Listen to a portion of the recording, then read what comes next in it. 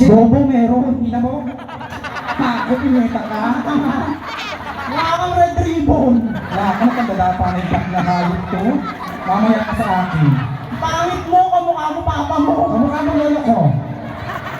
Di ba nag-uumpisa, naputan ka na. Wala ka sa kubuhin mo, teka. Wala ka pa man din ginagawa? Puro chismis ka na?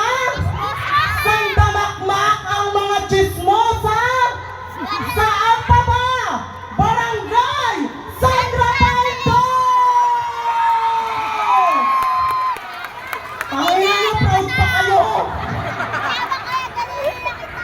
Yung candidate number 1, Mongoloid. Yung candidate number 2, Ngongo. Welcome to Miss Gay Kapansanan!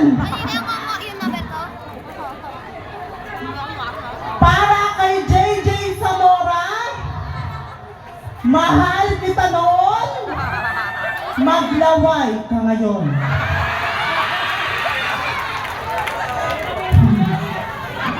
Yung isinilang ako sa mundo, binigyan niya ako ng mapungay na mata.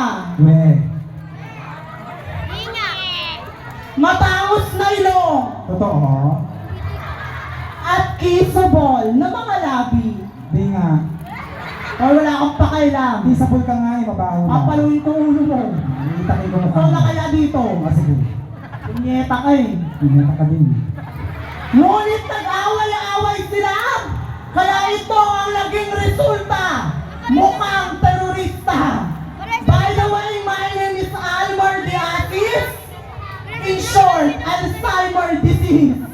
At ngayong gabi, bakit hindi nyo po sabay-sabay palakpakan at iyawan? Opo, tama po kayo. Hindi naman po ako napanood sa Miss Q&A ng H Showtime, sa PBB, or sa Bubay and Tekla Show. Ngunit ngayong gabi, I am proud to say that isa po ako sa Miss Gay Pangkalawakan na nag-viral sa TikTok na umabot lamang po ng 20 million views.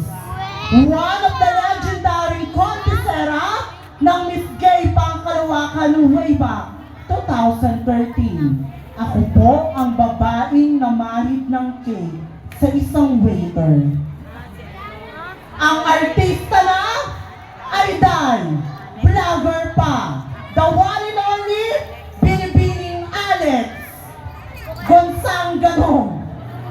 Alex Gonzangano na nagpapaalala lamang po, ako ay galing pa sa malayong lugar ng Capiz, Aklan.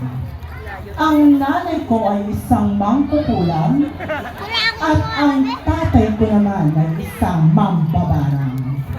Kaya sa isa, dalawa, tatlong mga hurado, konting pagkakamali lamang ay iwasan. Dahil sinisigurado ko po kayong lulusubin kayo ng manager kong sinika si Pris na mukhang aswang. At para po sa mga tabulators, organizer, i-sure nyo ako ang inyong number 1. Dahil pinapanigurado ko po, lulusubin kayo ng mga kapatid ko na mukhang tigbalang.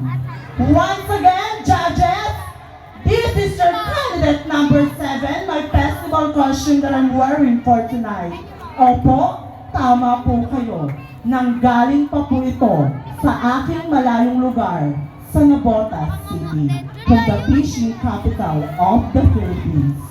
Judges, bigyan po natin ng tamang marka ang kandidatang aangat ngayong gabi. Hindi porket sikat, kilala, sila na ang mag-uuwi ng corona. Tignan natin kung sino ba talaga ang karapat-dapat patungan ng corona. Judges, thank you so much.